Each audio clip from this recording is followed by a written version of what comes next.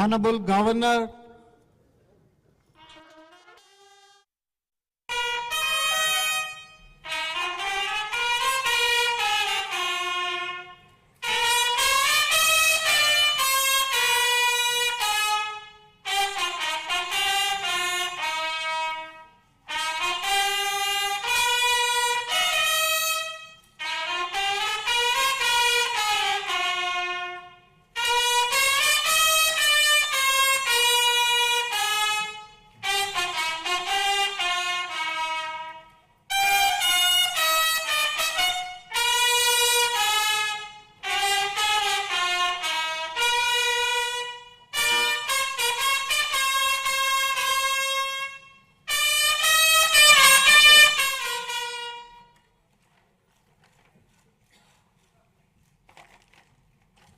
जनगणमन अधिनायक जय हे भारत भाग्य विधाता पंजाब सिंध गुजरात मराठा द्राविड उत्कल बंगा विंध्य हिमाचल यमुना गंगा उज्जल जलधि तरंगा तव शुभ नामे जागे तव शुभ आशीष मांगे गाहे तव जय गाथा जन गण मंगलदायक जय हे भारत भाग्य विधाता जय हे जय हे जय हे जय जय जय जय हे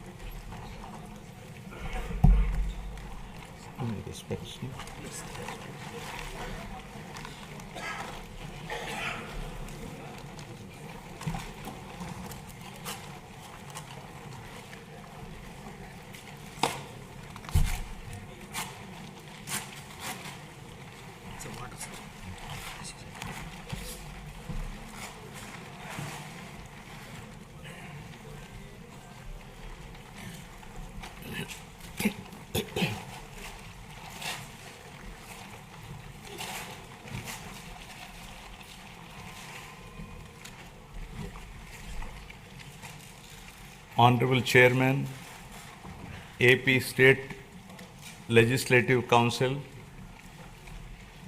Honorable Speaker, AP Legislative Assembly, and Honorable Members of the State Legislature. It is indeed an honor and privilege for me to address the esteemed joint session of this Legislative Assembly on this momentous occasion of the budget session 2025-26. The people of Andhra Pradesh have bestowed an unprecedented mandate to my government in the assembly elections, reflecting their trust and confidence in the leadership of Shri Narendra Chandrababu Naidu Garu, Honorable Chief Minister,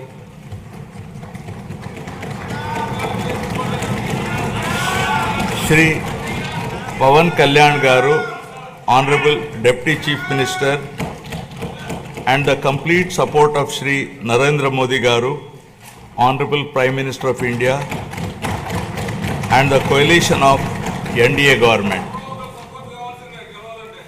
The overwhelming and historic majority bestowed upon this government is not only a resounding testament to people's will,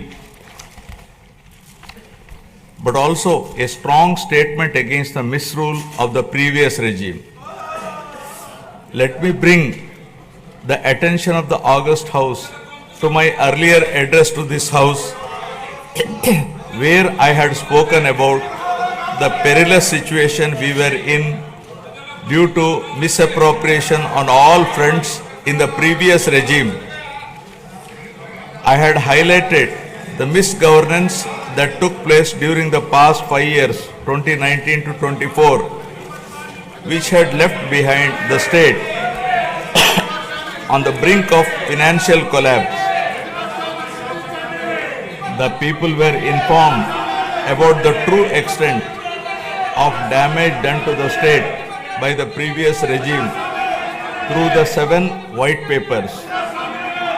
These white papers revealed the gross mismanagement of the state finances, diversion of state resources, erosion of state revenue by looting of natural resources, and flawed policies in excise and sand mining, discounting 25 years of future income by diverting the taxes of the government, exorbitant debt level and borrowing at high interest rate, borrowings in violation of Government of India guidelines, diversion of centrally sponsored scheme funds, collapse of irrigation sector by stalling all projects, destruction of energy sector, huge pending liabilities to the tune of 1.3 lakh crore.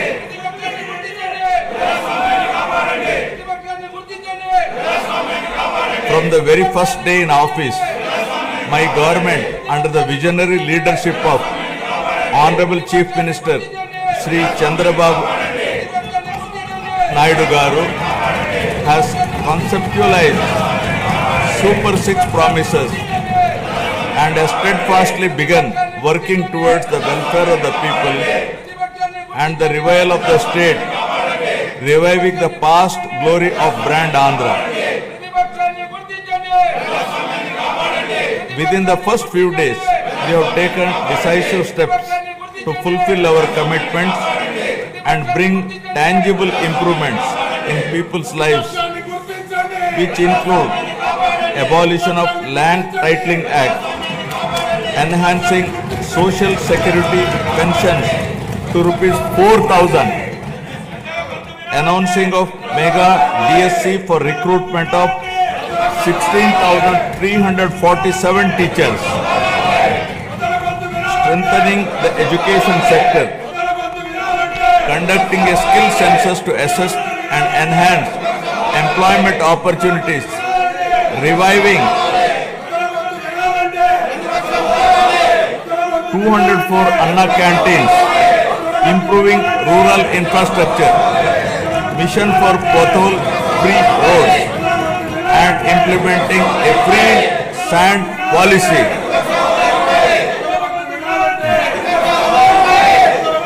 In the past 8 months, my government has taken significant strides in getting the state back on track from the previous misrule and misgovernance towards the path of development through an accountable and good governance. We have revived 74 out of 93 currently central sponsored schemes which were sponsored by previous regime by clearing liabilities of 9,371 crores.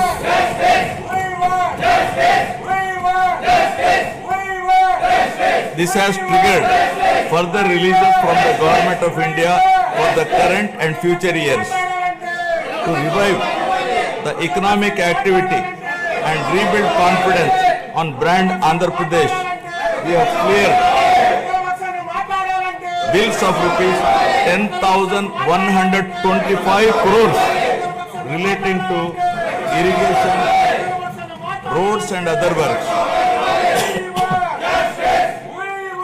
Strengthen the local governance by releasing long pending liabilities of rupees 2,488 crore of finance commission aid grants.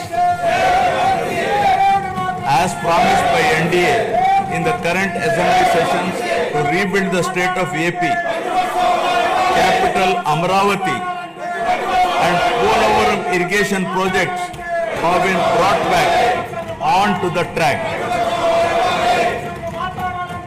The revival of steel plant and the formation of railway zone are a testament to our commitment to the people of Andhra Pradesh. We have laid a strong foundation by launching 22 new policies that will drive sustained growth and prosperity.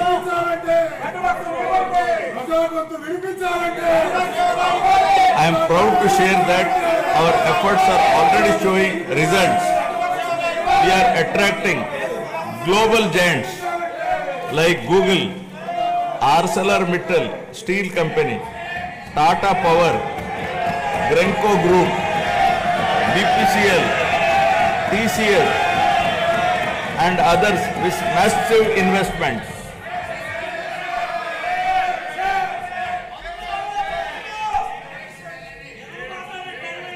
To date, investors have pledged investment of rupees 6.5 lakh crore with an employment potential of 4 lakh jobs. As per the first advance estimates for 2024-25, Andhra Pradesh economy has expanded to rupees 16 lakh crore, up from 14.22 lakh crore last year, an impressive nominal growth rate of 12.94%. Our per capita income has also increased to rupees 2.6 lakhs, up from 2.3 lakh in the previous year. This progress is powered by strong performances across all key sectors. Agriculture and allied activities have grown at 15.86%, industries at 6.71%, and services at 11.70%. As the great social reformer, late Kandukuri Veerasalignam Garu had said, అవకాశాలు ఇస్తే ప్రతి మనిషిలో మేటి నైపుణ్యం వేలుగొందుతుంది. Means, given opportunities, excellence shines forth in every individual. My government is now embarking on this pioneering journey towards Swachh Andhra at 2047. For any society to truly prosper, welfare and development must go hand in hand. They are two sides of the same coin. Without one, the other falters. Andhra Pradesh is committed to striking this balance, ensuring that economic progress and social welfare are intertwined. This approach is not just about building roads or industries. It is about building lives. It is about creating a society where everyone, from farmers to students, women to marginalized communities, can thrive. This dual focus is the need of the hour, a balanced approach that reduces inequalities, provides opportunities, and bolsters growth. Together, welfare and development create a virtuous cycle where progress is inclusive, sustainable, and transformative.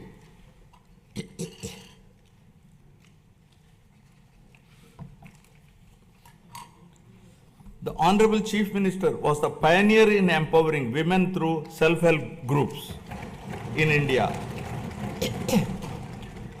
As early as in 1995, self-help groups were made a pivotal role of the state's economic activity by encouraging entrepreneurship, becoming a role model and proof of concept for the entire country.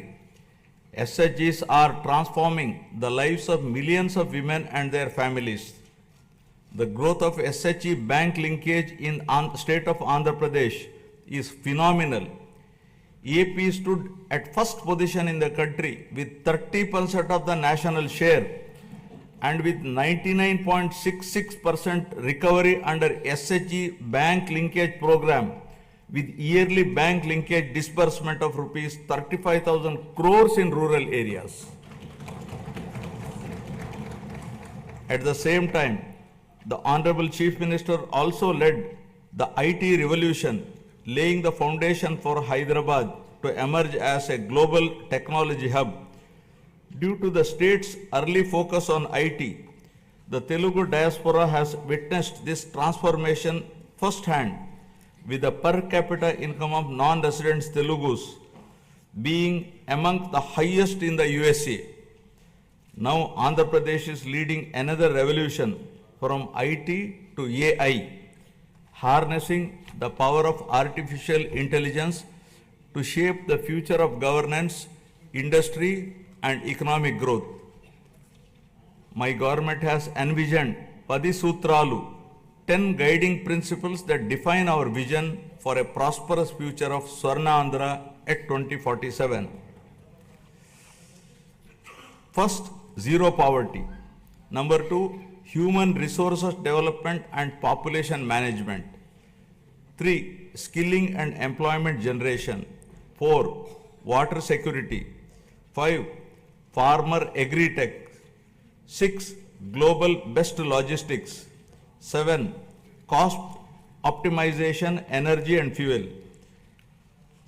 8, product perfection. 9, Swachh Andhra. 10, deep tech integration. Now first, Swachh Andhra at 2047. My government, guided by the vision of Viksit Bharat, is implementing a comprehensive roadmap to achieve Swachh Andhra at 2047 with a people-first approach.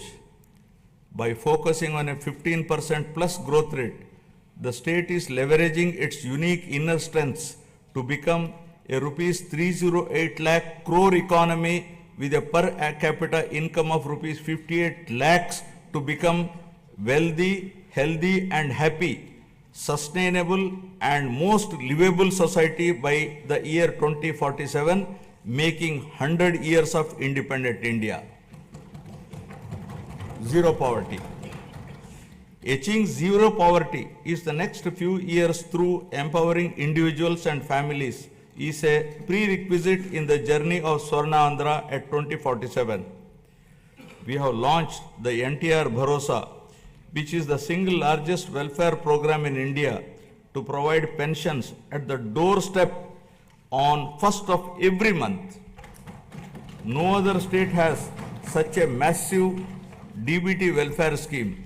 Under the scheme, the monthly pension for senior citizens has been increased from rupees 3,000 to rupees 4,000, for differently abled rupees 3,000 to rupees 6,000 per month. Overall, around 64 lakh people, including 8 lakh differently abled people, are benefiting from the scheme, incurring an expenditure of rupees 33,312 crores per annum, with 29,281 crores dispersed till now. To ensure food security for the underprivileged, we have strengthened the public distribution system and also revived 204 Anna canteens offering nutritious meals at a nominal price of rupees 5, leaving no one hungry. With a focus on education, social security and economic empowerment of weaker sections of communities, we are implementing the pre-matric and post-matric scholarship for SC, ST, BC and minority students. We have revived economic support schemes for SC, ST, BC and minorities by allocating rupees 2,000 crores with a special focus on encouraging entrepreneurship and income generation activities. We are providing free power up to 200 units for SC and ST households. For the categorization of SCs, the government has constituted a one-man commission to determine the modalities of categorization. Our government is committed to the overall socio-economic development of 27.39 lakh scheduled tribes, including 4.93 lakh particularly vulnerable tribal groups. This is being achieved by implementing welfare and developmental activities in different sectoral domains like education, health, infrastructure, livelihoods, skill development and self-employment of tribals in ITDA areas. Backward classes are the backbone of society and our government is committed to their economic, social and political empowerment. To uplift BC communities, We have implemented several key initiatives, including the establishment of Swarnakara Corporation, releasing rupees 896 crores to different corporations for income generating activities. Additionally, we have passed a resolution to provide 33% reservations for BCs in the State Assembly, which has been forwarded to the Government of India. We are working towards provision of 34% reservation in local bodies and nominated posts. We have prepared a roadmap for enactment of a special BC Protection Act, ensuring long-term welfare and rights for the community. We have increased the honorarium to temple archaks to rupees 15,000 and Nai Brahmins to rupees 25,000. An allowance of rupees 3,000 per month is being paid to unemployed Vedic students. We have recently released pending honorariums of imams and mauzans who are paid rupees 10,000 and rupees 15,000 respectively.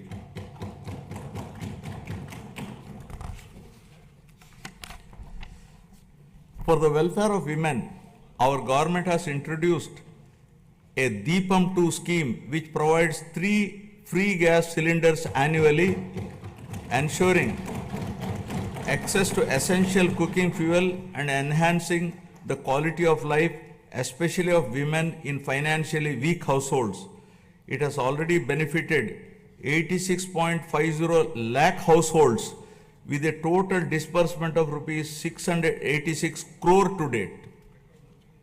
My government is committed to provide permanent houses to all the eligible households in the state by the end of 2029 in a saturation mode, duly providing house sites wherever required in the name of housing for all. During the last 8 months, 1.14 lakh houses were completed under PMAY Urban BLC, 76,585 houses PMAY Gramin, 37,746 houses, and PM Janman 305 houses at an expenditure of rupees 642.38 crore was incurred. The government is committed to ensuring that every household has access to a house site, a pakka house, a toilet, clean water, cooking gas, electricity, and even a solar roof for sustainable energy. We are actively working to complete 6.34 lakh pending houses while providing land 3 cents in rural areas and 2 cents in urban areas to our landless families. By the end of first year of our government, we will be completing 4 to 5 lakh of houses for urban and rural poor. Family Benefit Management System. My government plans to launch a family benefit card to streamline the distribution of scheme benefits and other welfare measures, ensuring that every household can efficiently access essential services and support.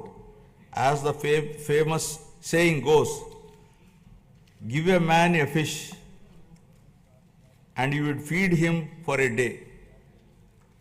Teach a man to fish and you feed him for a lifetime.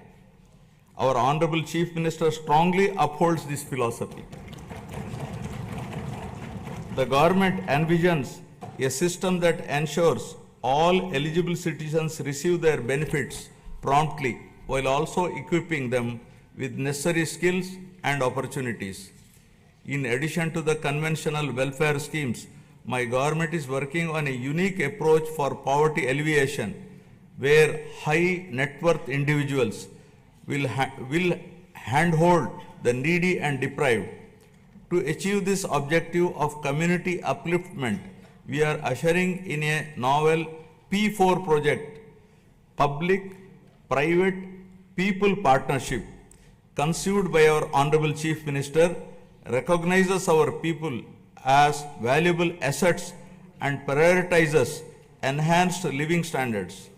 By engaging the top 10% of our people to support the bottom 20%, It ensures targeted assistance for the most vulnerable sections of the society, paving the way for sustainable pathways out of poverty.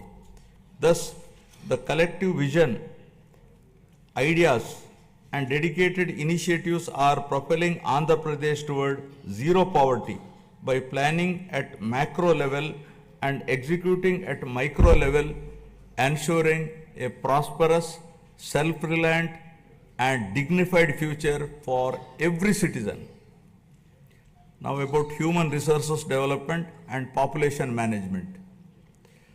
My government firmly believes that a skilled and healthy workforce is the cornerstone of sustained economic growth and resource development. In line with this vision, we are strengthening human resource capacity through a strategic focus on education and health sectors. My government is revolutionizing healthcare in Andhra Pradesh by harnessing digital knowledge and innovative interventions with special focus on preventive and curative care with creative and cost-effective solutions.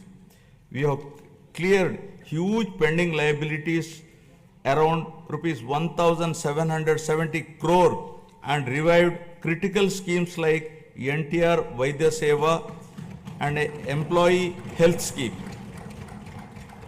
Our NDA government is proposing a hybrid health insurance wherein claims up to rupees 2.5 lakh will be reimbursed by the insurance partner and the claims exceeding rupees 2.5 lakh up to 25 lakhs will be reimbursed by NTR Vaidya Seva Trust. Our government is contemplating to work out a model for establishing 100-bed hospital in each assembly constituency. Health screening has already been done for 92.4 lakh individuals, identifying thousands of new cases of hypertension, diabetes, and potential cancer cases, ensuring early intervention. We are also addressing the changing dynamics of our population by focusing on the link between agriculture, food habits, and health. People are increasingly opting for healthier food choices like protein-rich eggs and organic produce, and Andhra Pradesh is at the forefront of this shift by integrating technology, preventive care, and holistic health approaches. We are building a healthier, more resilient society ready to meet the challenges of the future.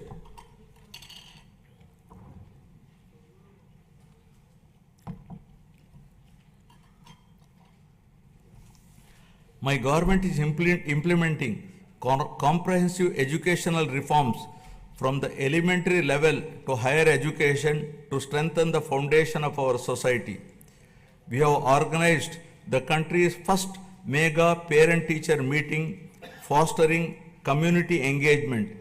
We have redesigned Dokka Sitamma Madhyana Badi Bhojanam midday meal program to provide nutritious food to students.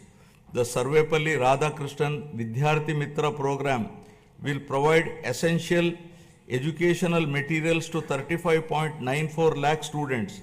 We are modernizing infrastructure through initiatives like Mana Badi Mana Bhavishyatu.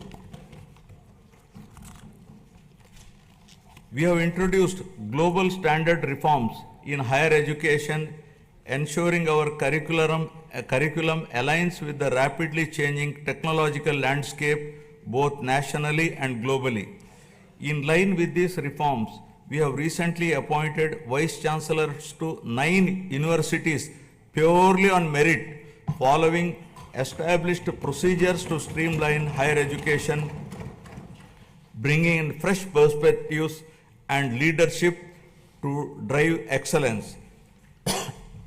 Andhra Pradesh is undergoing significant demographic transitions which include a steep decline in the total fertility rate, a rapidly aging population, and the erosion of traditional joint family systems, each with far-reaching implications.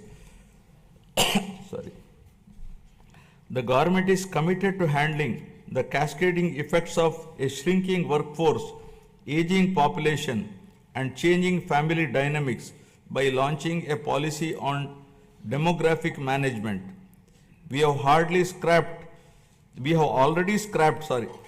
the two-child norm for contesting local body polls. Additionally, in line with our assurances, we are going to implement Talliki Vandanam, providing financial support to mothers so that the education of the children doesn't become a burden to the family. Guided by a forward-looking vision and targeted initiatives, Andhra Pradesh is advancing human resource development and effective population management, laying the foundation for sustained economic growth. Now about employment and skilling. Education and skill enhancement are at the heart of Andhra Pradesh development strategy. The state is conducting a first of its kind skill census to map the skills of its population with local requirements, focusing on both offline and online upgradation of skills. Our government's holistic approach to develop is to provide a strong foundation for employment generation, focusing on one family, one entrepreneur. The people of Andhra Pradesh have always embraced self-satisfying work, valuing professions that bring both dignity and economic stability. Their entrepreneurial spirit drives them to proactively seize opportunities, turning skills into sustainable livelihoods. To enhance skills, we are following a skill cascading model under which 200 skill hubs have been established in government ITIs, polytechnics, and degree colleges to train unemployed youth and college dropouts to meet the local industry demand. 167 industry partners have entered into MOUs with government ITIs to facilitate industrial exposure to candidates. We once talked about ease of doing business, but now the Honorable Chief Minister is focusing on speed of doing business. Under this initiative, over 800 land allotments were successfully executed across 4,700 acres, attracting rupees 78,000 crores in investment and creating a potential for 48,789 jobs. Tourism, a critical employment multiplier, is playing a key role in empowering communities and driving sustainable growth. The Andhra Pradesh Tourism Policy 2024-29 envisions transforming the state into a global tourist destination by harnessing its rich cultural heritage, natural beauty, medical and ecotourism potential. The state is focusing on sustainable tourism by integrating green practices to minimize environmental impact. Andhra Pradesh's comprehensive strategy is to generate employment across all categories, including blue and white collar jobs, while focusing on high potential growth sectors such as MSMEs, textiles and tourism. The Andhra Pradesh Textiles, Apparel and Garment Policy 2024 aims to attract rupees 10,000 crore investment and create 2 lakh jobs for over 5 years through 5 textile parks under a public-private partnership model. In our efforts to support marginalized traditional occupations, we have taken numerous initiatives. For instance, we have reserved 10% of the shops and provided a concessional 50% annual retail excise tax for Geeta Kulalu. The government is ensuring that every skilled worker and entrepreneur gets the support needed to thrive in their chosen field.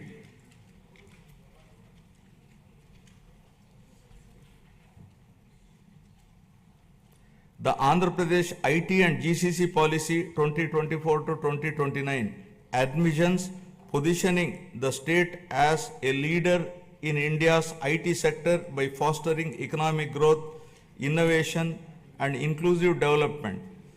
The policy emphasizes the development of digital infrastructure, work from home, co-working spaces, and data-driven governance. Through such strategic initiatives and unwavering commitment, Andhra Pradesh is being transformed into a hub of employment and advanced skilling. As mentioned in the election manifesto, we are committed to provide employment or give employment allowance to the youth of Andhra Pradesh. Now about water security. Andhra Pradesh is committed to a water secure future, ensuring potential water for every household and optimized water use across sectors through conservation measures and river interlinking for equitable distribution and agricultural resilience. To address various issues related to water and find solutions to minimize impact of drought and facilitate availability of water to all users on priority basis, a new water policy is being designed to provide water for domestic, industrial, agricultural and other users. The irrigation sector was completely ignored and all projects of Rayalaseema and Uttarandhra regions remained where they were with the total neglect of irrigation projects and infrastructure. Our government refocused and we are linking Uttarandhra Sujala Sravanti to Polavaram.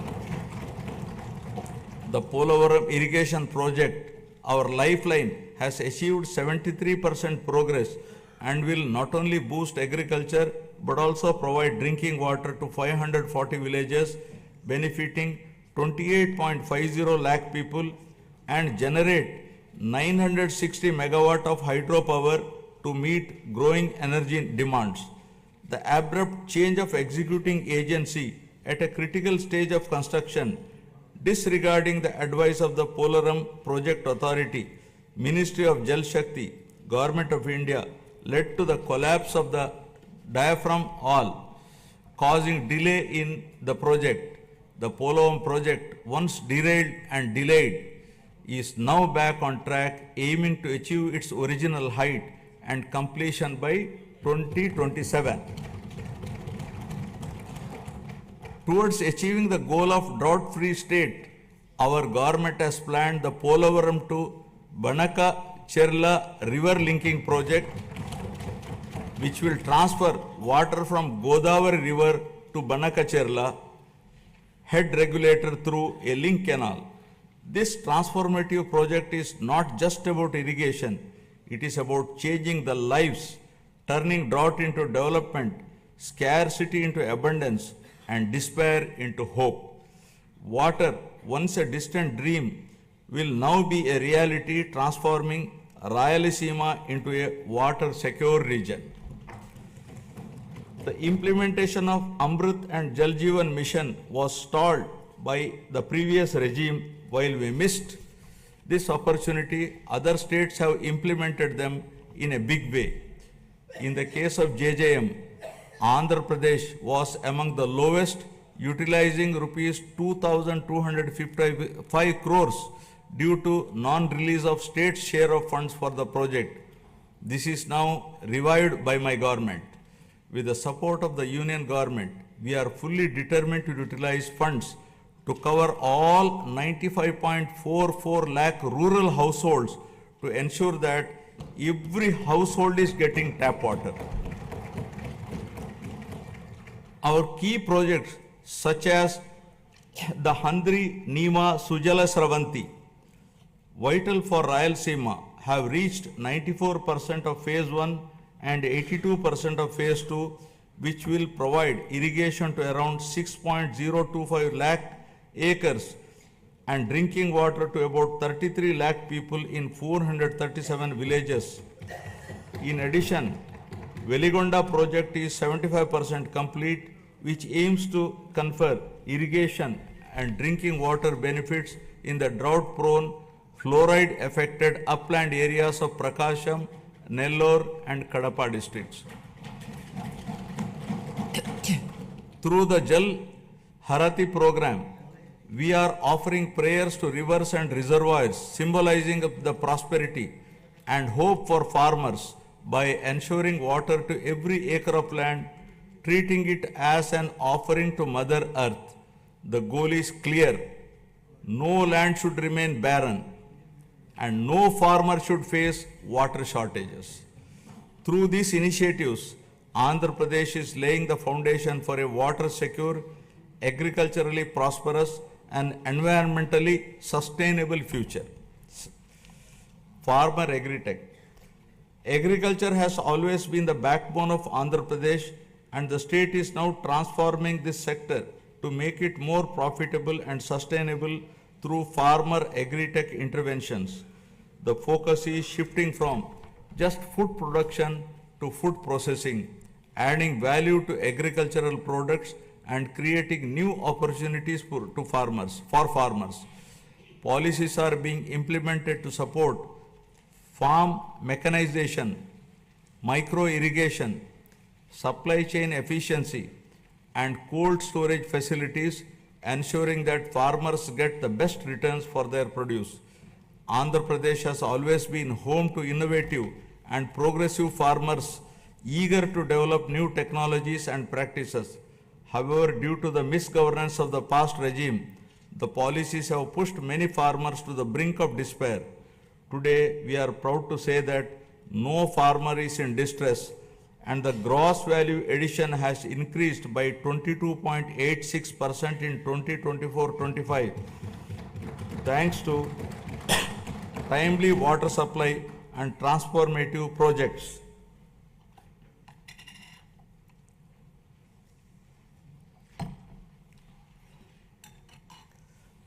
Our government has set an ambitious goal to improve the groundwater levels to bring more than 20 meters to 8 to 20 meter level and 8 to 20 meters to 3 to 8 meters level by planning and adopting appropriate groundwater recharge initiatives with a focus on the pre-monsoon and post-monsoon water depth levels. Andhra Pradesh dominance in aquaculture is unparalleled, contributing 29.1% of India's total fish production and over 75% of the country's cultured shrimp output.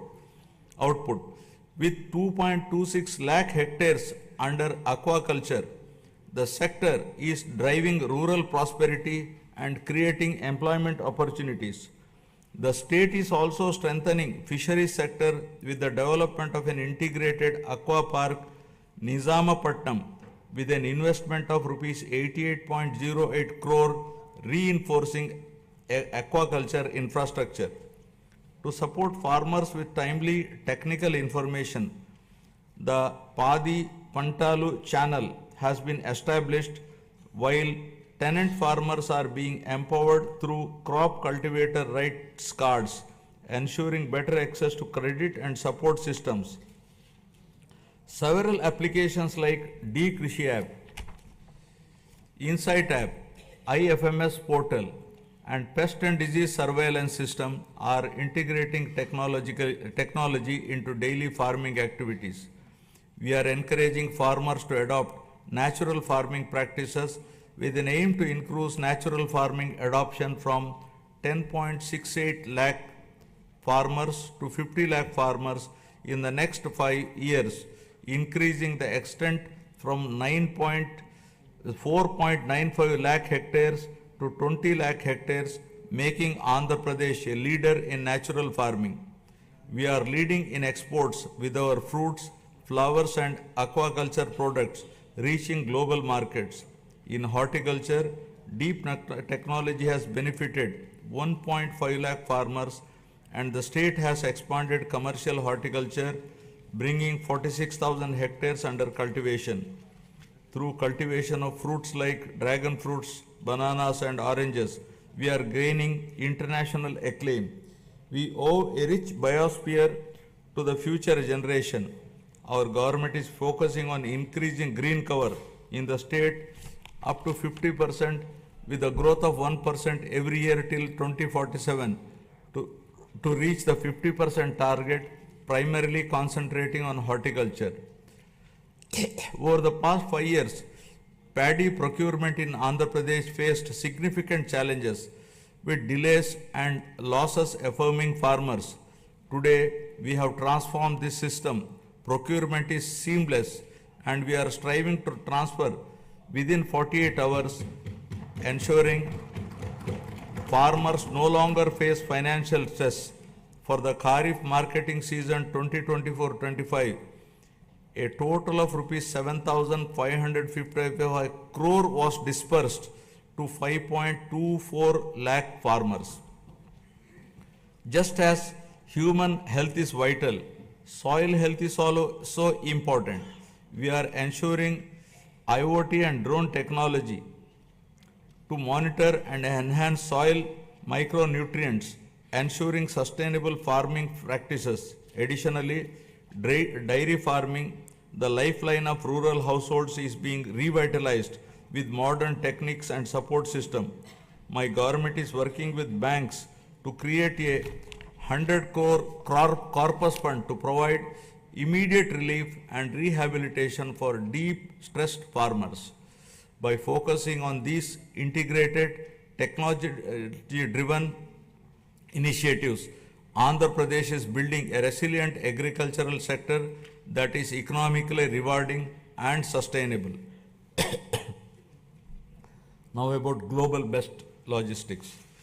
My government is developing mega ports, international airports, and multimodal transport hubs that will establish new trade corridors connecting our state to global markets. The state aims to have a world-class digital and physical infrastructure by implementing an open trade policy, improve telecom spectrum efficiency for next-gen communication 4G, 5G and 6G, and ensure widespread digital connectivity. This integrated network of infrastructure will make Andhra Pradesh the preferred gateway for international trade. We are committed to transform Andhra Pradesh into having global best logistics by leveraging its 1053-kilometer coastline, strategic connectivity and world-class infrastructure. We are transforming all the existing 10 ports into world-class ports, including Visakhapatnam, Krishnapatnam, Ramayapatnam, Gangavaram, Kakinada, Machilipatnam and Mulapeta ports. Urban infrastructure is being modernized through junction improvements, end-to-end road paving and real-time monitoring via the AP Consistent Monitoring of Municipal Services mobile app. The upcoming mass rapid transit system in Vizag and Vijayawada will transform urban mobility and significantly improve connectivity.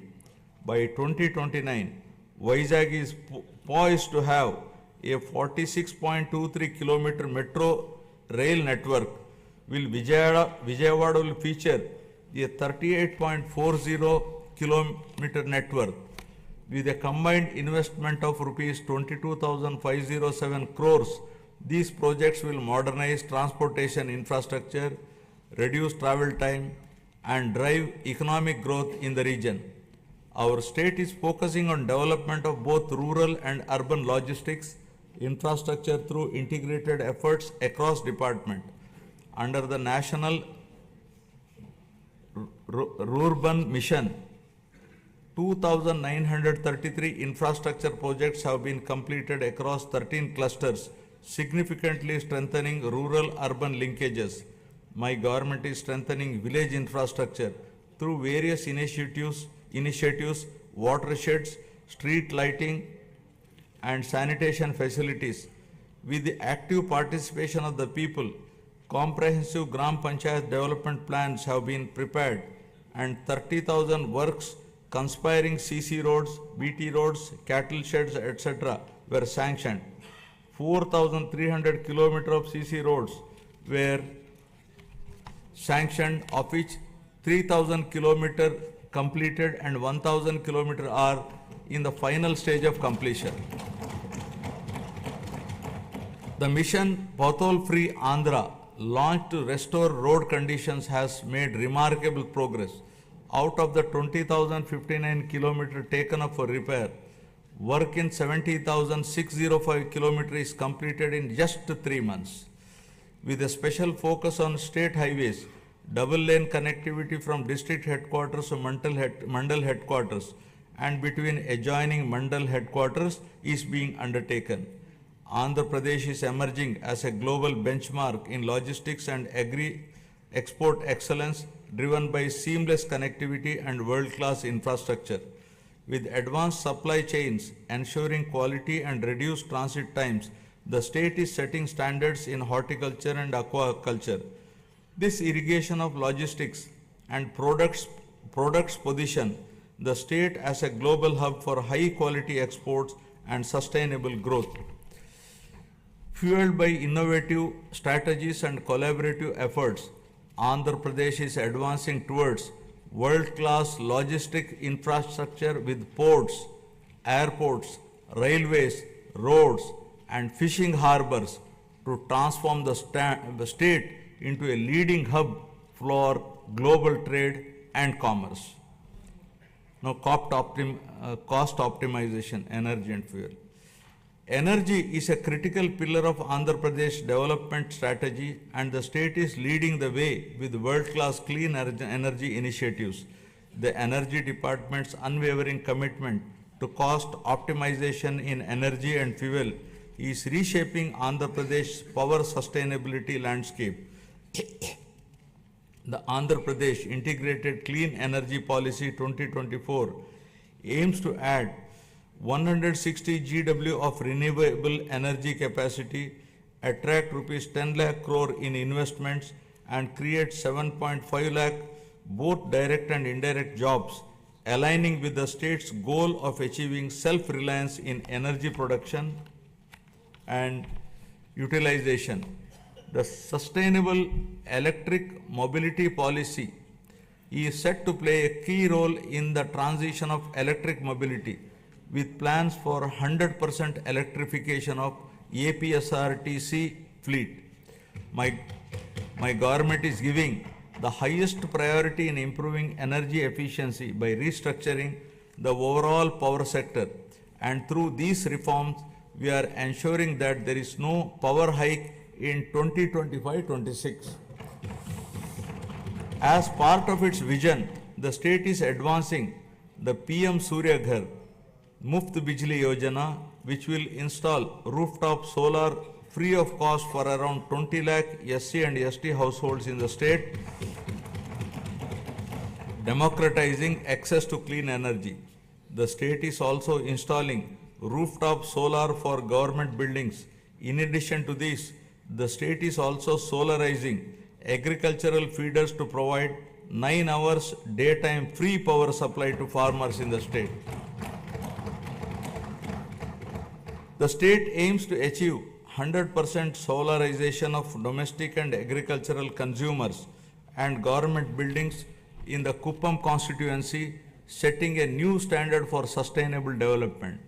The Kuppam constituency shall serve as a model constituency for 100% solarization, reinforcing Andhra Pradesh's commitment to a sustainable and energy efficient future. The state is also building an end-to-end ecosystem for green hydrogen, ensuring that it remains at the forefront of global energy transition. The Hydrogen Valley initiative is poised to set a global benchmark, producing 1,200 TPD of green hydrogen and its derivatives of green ammonia, green methanol, sustainable aviation fuel, green urea and others. Powered by the innovative approaches and efficient solutions, Andhra Pradesh is making remarkable progress in cost optimization for energy and fuel. To develop an integrated energy ecosystem, we are expanding our capabilities across solar energy, wind energy, pumped hydro storage and battery storage to lower energy costs for all stakeholders. Our goal is to reduce the per unit cost through enhanced efficiency and innovation without burdening the common man.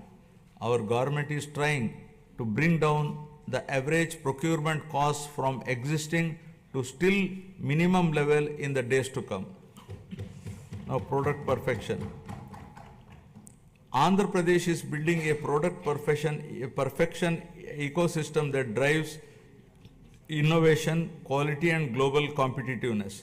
This ecosystem fosters large scale employment opportunities while accelerating wealth creation.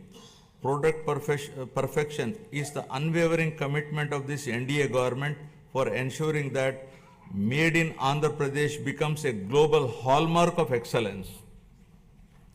By integrating cutting edge technologies, adopting best practices, and implementing robust quality control system, we are elevating our products to meet the most stringent international standards. My government is actively working to establish a unique global identity for Andhra Pradesh, leveraging geographical indication tags to highlight the distinctiveness of our products. From the finest textiles to the richest agricultural produce, every item bearing the Made in Andhra Pradesh label will evoke pride and recognition worldwide. Our vision is to create a brand so powerful that the mere sight of a product will remind the world of Andhra Pradesh, its heritage, its innovation, and its relentless pursuit of perfection. Together, we are building a legacy of quality, trust, and global leadership. Our government is planning to assure minimum support price for farmers for all notified crops through market intervention. Additionally, with the assistance from Government of India, we are working to ensure minimum support price through market intervention scheme for tomato and chili. Andhra Pradesh has emerged as a national leader in horticulture and aquaculture, setting benchmarks for quality and excellence. As India's largest fruit producer, contributing 15.6% of the country's total output, the state leads in the productivity of key crops such as oil palm, papaya, lime, cocoa, tomato, and coconut. The state is promoting cluster-based value chains for 11 key crops, ensuring sustainable development and market competitiveness. The e-Mircha program is using digital innovations for chili production and marketing. Guided by the cutting-edge innovations and a commitment to excellence, 360-degree approach to consult and involve all stakeholders for remunerative agriculture, Andhra Pradesh is setting new benchmark in product perfection and creating a knowledge economy. Now, Swachh Andhra. Swachh Andhra represents our holistic vision for a cleaner, healthier, and more sustainable Andhra Pradesh. This initiative goes beyond physical cleanliness, addressing personal hygiene, household sanitation, neighborhood upkeep, and workplace hygiene. It also emphasizes the purity of thoughts, healthy living, and fostering a sense of collective responsibility towards our surroundings. My government is actively promoting waste segregation, reducing litter, and ensuring cleaner public spaces while encouraging citizens to adopt environmentally conscious practices. The state has made significant strides in sanitation, declaring 15,948 villages as ODF plus and ensuring 70% of the villages have implemented door-to-door garbage collection. Additionally, 7,559 solid waste processing centers are operational, while plans for 40,000 soak pits and 20 lakh household compost pits in 2025-26 will enhance eco-friendly waste management. Through the Swachh Andhra program, we are promoting cleanliness and sustainability. We are now implementing phase 2 of the Swachh Bharat mission, focusing on sustainable solid and liquid waste management.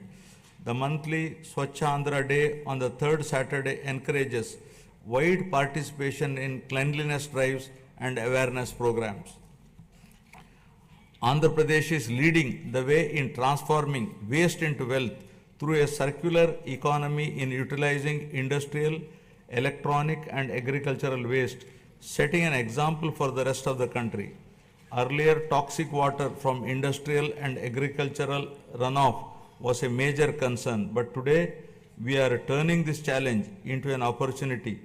Through advanced treatment process, toxic water is converted into safe, reusable water. This innovative approach not only reduces pollution but also generates additional income streams.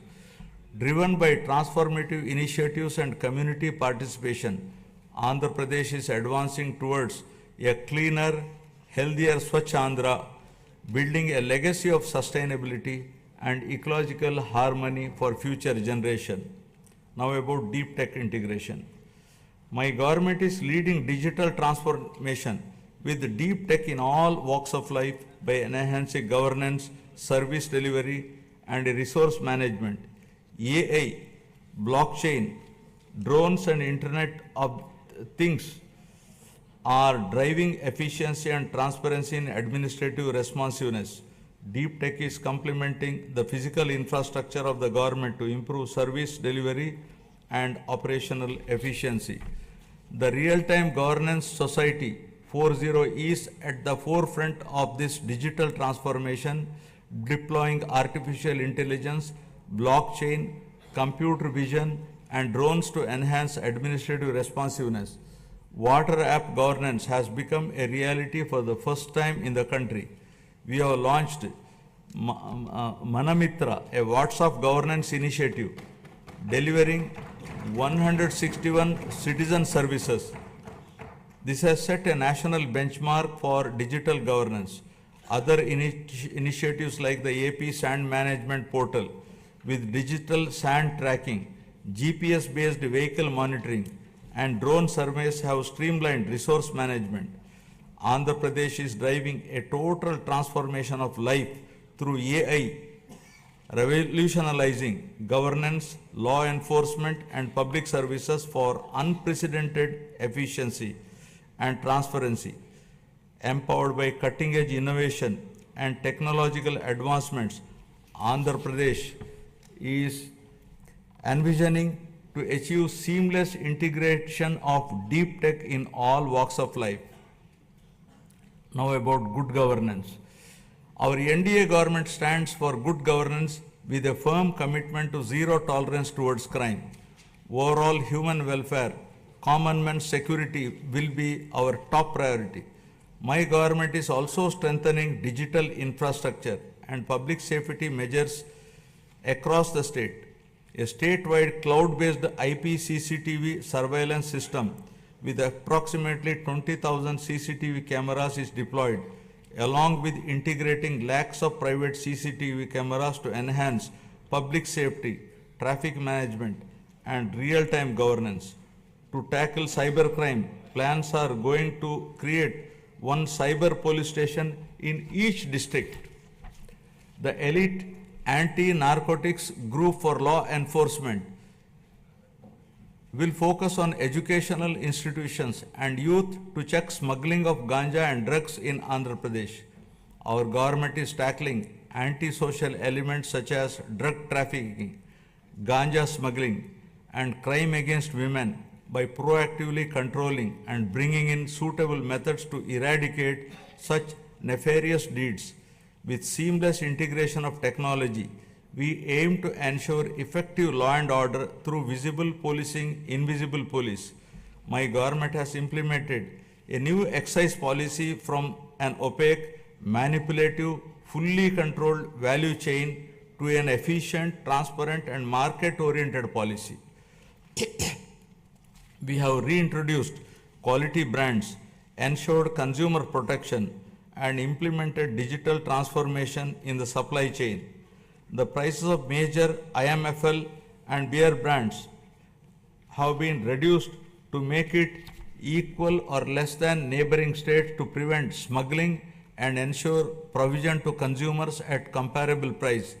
We are undertaking to revamp the mining policy, shifting from the past inefficiencies and mismanagement to a framework rooted in transparency, sustainability, and accountability. Our new approach ensures fair resource allocation, environmental responsibility, and economic growth that benefits all stakeholders. The previous government has caused significant disruption to the revenue administration. Our government has brought Anti-Land Grabbing Act, putting burden of proof on the grabber. Now we are planning to make foolproof land records for preventing misuse to ensure transparency and protect ownership rights. With zero tolerance for crime, law and order will be strictly enforced, especially against drugs, to maintain a safe society. Women's security is a top priority, and any crime against women will be crushed with an iron hand. Ensuring justice and safety for all, I am proud to report a groundbreaking administrative reform initiative by my government, Revenue Sadasyalu, that brought governance directly to our citizens' doorsteps.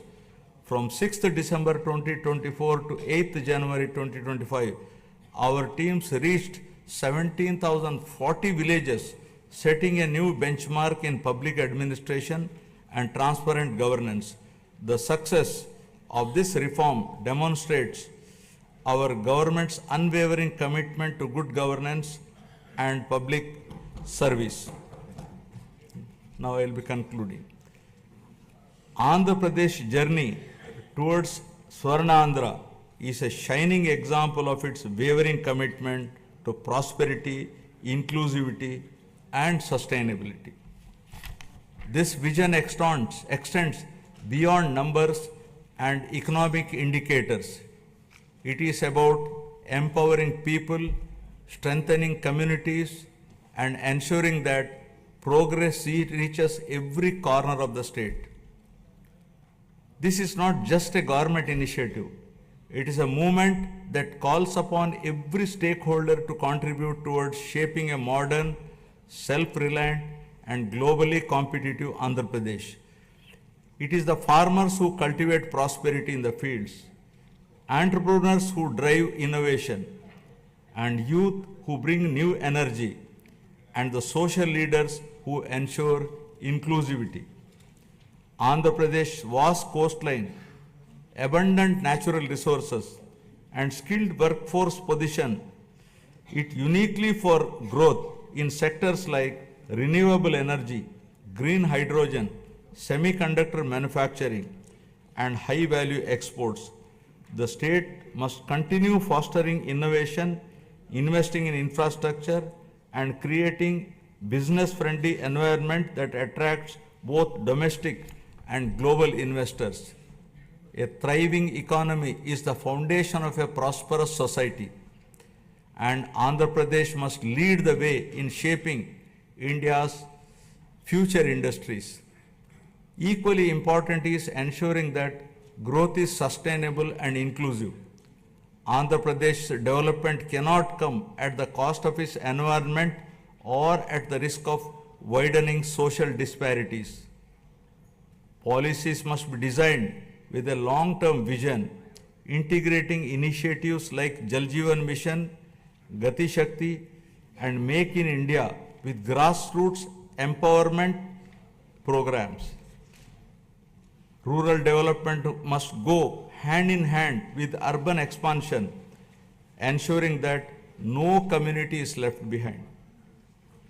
Education, skilling, and digital access must be prioritized, equipping the youth with the tools they need to participate in a rapidly changing global economy. Only when every individual feels empowered and included can we truly say that progress has been achieved. I would like to now recall the words of Swami Vivekananda, who said, and I quote, "Arise, awake, and stop not till the goal is reached," unquote. Finally, let us remember that the strength of Andhra Pradesh lies not just in its policies and projects, but in its people, their resilience, determination, and spirit of innovation. The road ahead is full of opportunities, and it is up to each one of us to seize them. This is our moment. The time to act is now. Let us work together, build together, and rise together, ensuring that Andhra Pradesh stands tall as a beacon of development, not just for India, but for the world. Jai Hind, Jai Andhra, Jai Swachh Andhra. National anthem.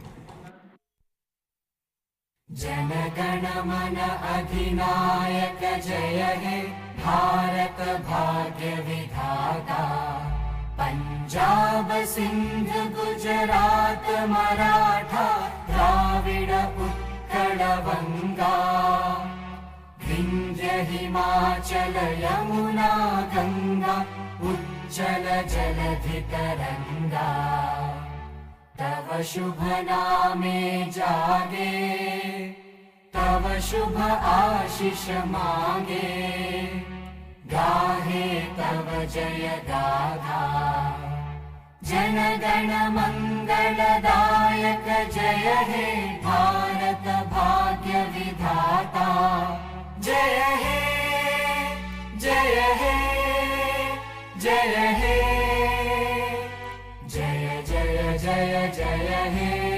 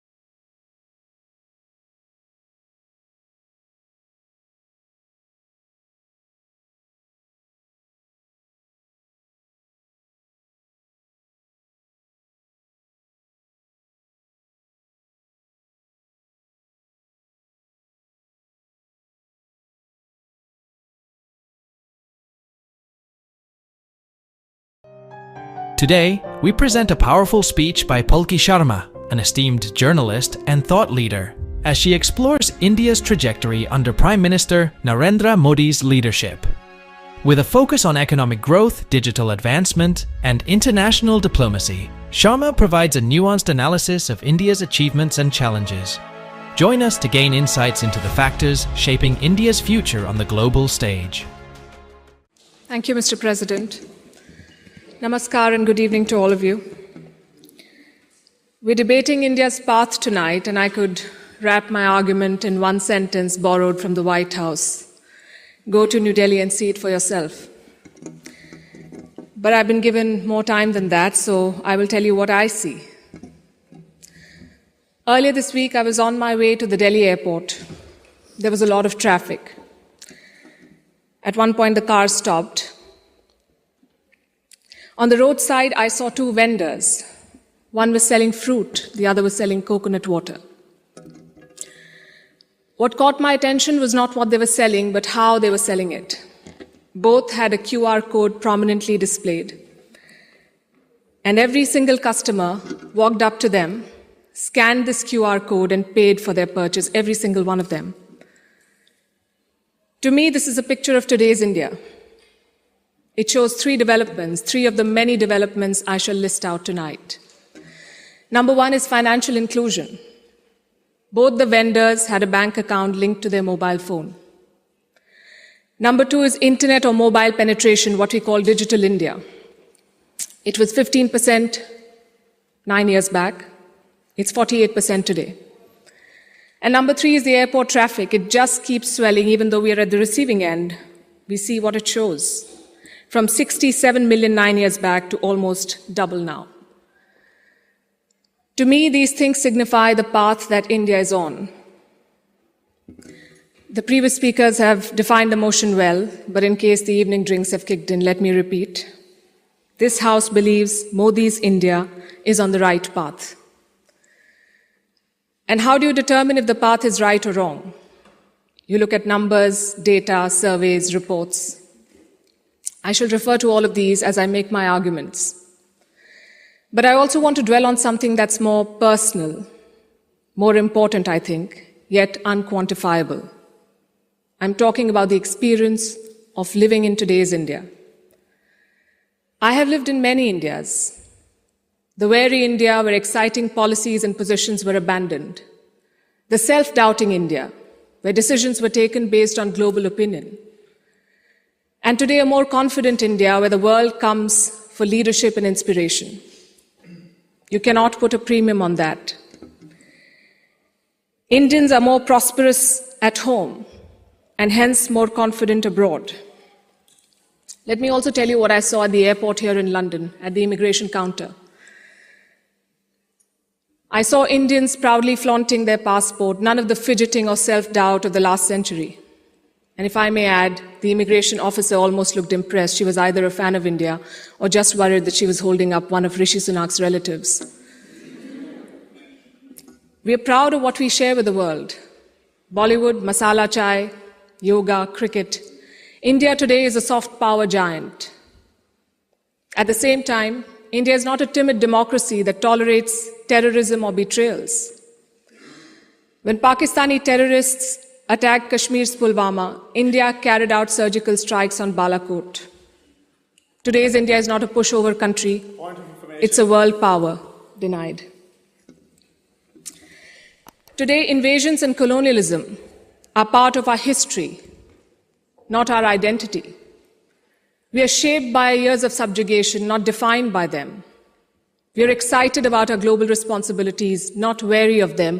This change in confidence comes from growth at home. Which brings me to the numbers. I'll start with India's welfare state system and how it has fared in the past decade. 110 million new gas connections, 470 million bank accounts, 220 million insurance beneficiaries. And to be fair, the welfare concept is not new to India. It's been there for a while. What's new is the approach. It's not just about putting more money in the pocket, it's about empowering people. And the result, once again, the evidence shows in the numbers. India's per capita income has gone from 86,000 rupees in 2014 to 172,000 rupees now. It has doubled. And a big reason for that is the falling inflation, from more than 8% 9 years back to less than 6% today. And this, ladies and gentlemen, is in the middle of a global cost of living crisis. Foreign direct investment is at its highest level. Foreign trade is at its highest level. The growth mantra is connectivity. And I don't have to tell the British that. First thing you did in your colonies was build roads and railways. Our growth story has been about two Indias. The urban India, the bustling urban India, and a sluggish rural India. Today, we are trying to connect the two. We are building more than 38 kilometers of highway every day, which is 50% more than what it was 7 years ago. The number of airports has doubled since 2014. The total capacity at seaports has doubled. This connectivity is what is driving India forward.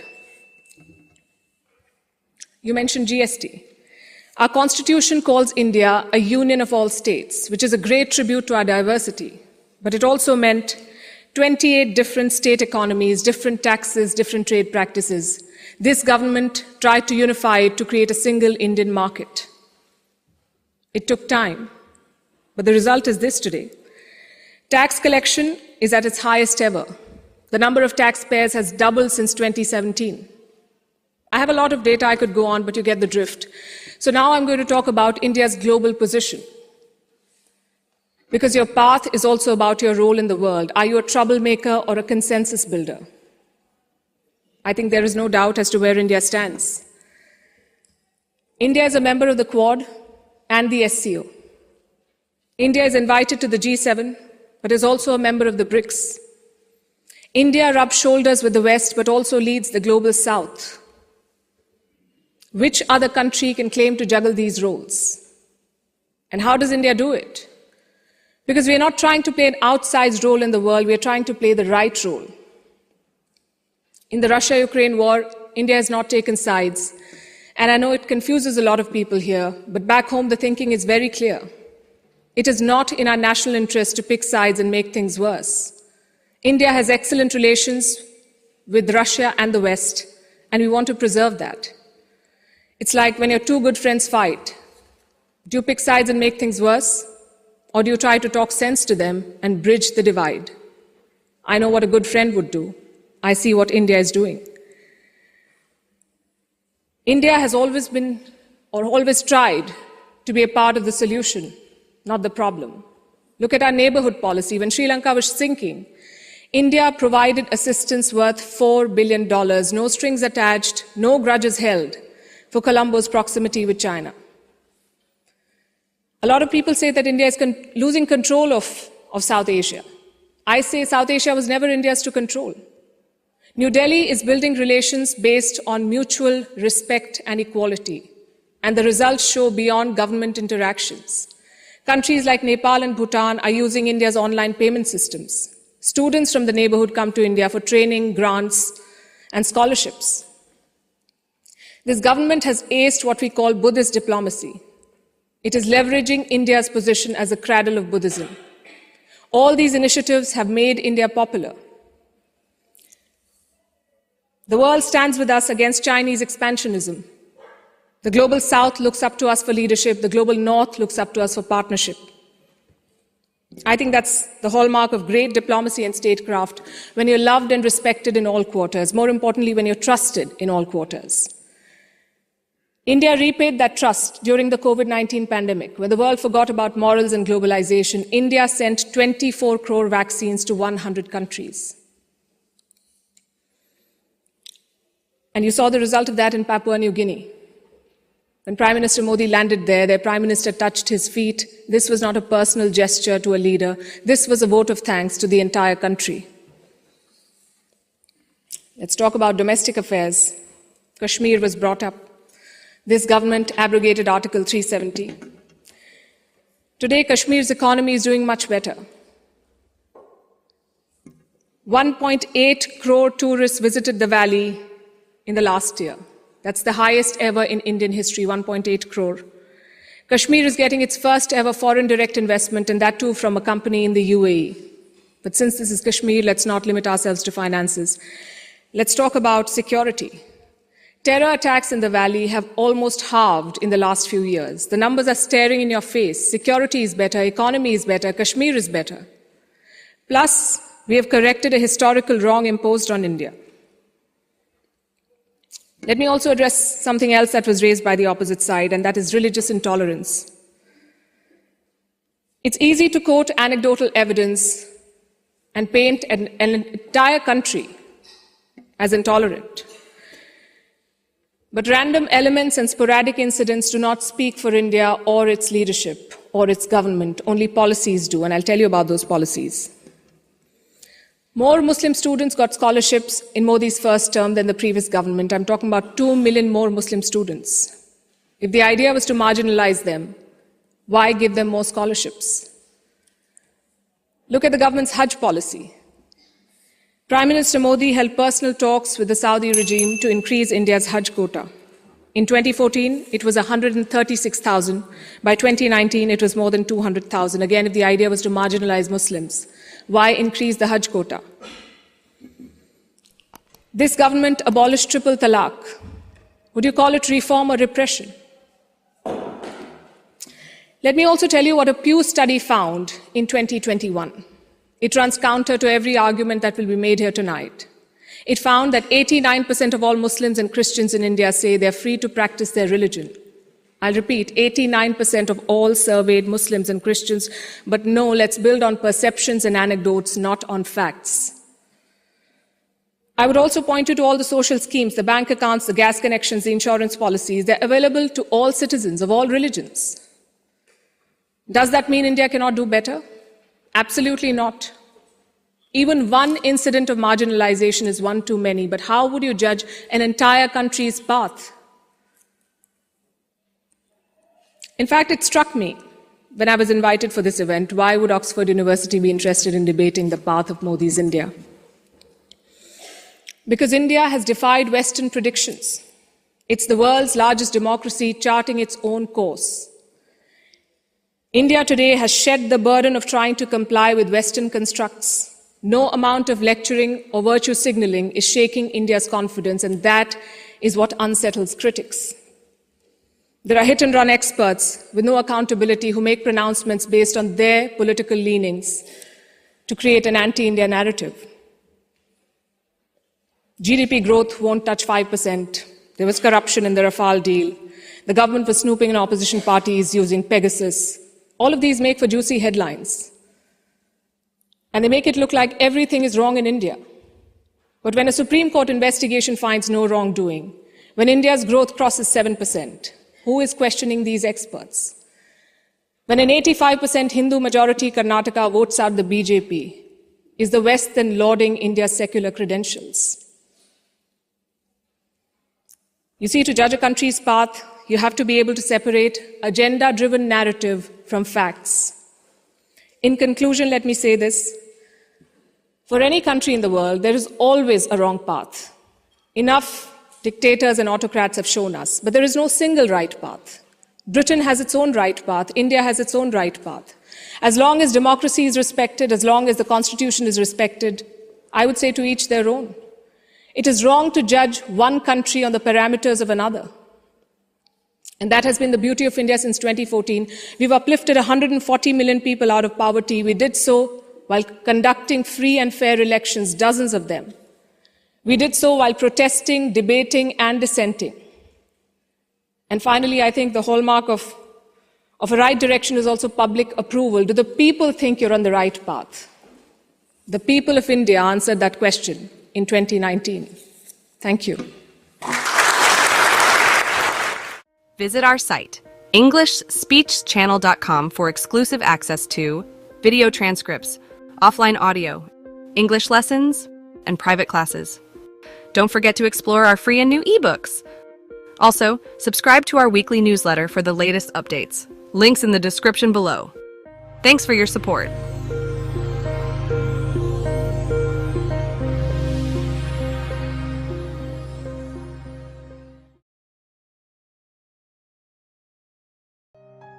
Welcome to another insightful session at English Speeches. Today, we're diving into a powerful speech delivered by Subramanyam Jaishankar, India's Minister for External Affairs, at the 77th session of the UN General Assembly. Discover how India celebrates its 75 years of independence, the visionary steps under Prime Minister Narendra Modi's leadership, and the country's future pledges.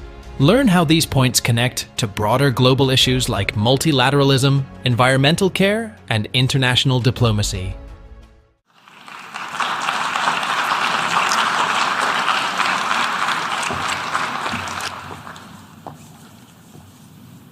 Madam President, Excellencies, distinguished members of the General Assembly. I bring to you the greetings of 1.3 billion plus people from the world's largest democracy. They join me in congratulating the President of the General Assembly, Ambassador Chaba Koroshi, on his election to chair the 77th session of the UN General Assembly.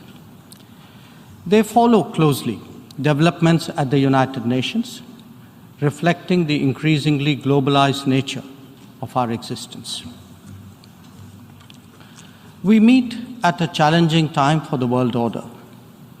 This session's theme, a watershed moment, transformative solutions to interlocking challenges, seeks to capture its seriousness. Excellencies, the year 2022 is an important milestone in India's journey towards growth, development, and prosperity. India is celebrating 75 years of its independence, what we call Azadi Ka Amrit Mahotsav. The story of that period has been one of toil, of determination, innovation, and enterprise of millions of ordinary Indians. They are rejuvenating a society pillaged by centuries of foreign attacks and colonialism. And they are doing so in a democratic framework whose steady progress is reflected in more authentic voices and grounded leadership. This new India, under the visionary and dynamic leadership of Prime Minister Narendra Modi, is a confident and resurgent society. Its agenda for our centenary will be achieved through the 5 pledges that we committed to on our Independence Day. 1, we are resolved to make India a developed country in the next 25 years. For the world, that creates more capacities for global good. 2, we will liberate ourselves from a colonial mindset. Externally, this means reformed multilateralism and more contemporary global governance. 3, our rich civilizational heritage will be a source of pride and of strength. This includes care and concern for the environment, so ingrained in our traditional ethos. 4, we will promote greater unity and solidarity. This expresses a coming together on global issues such as terrorism, pandemics, or the environment. And 5, we will instill consciousness of duties and responsibilities. This applies to nations as much as it does to citizens. These 5 pledges affirm our age-old outlook that sees the world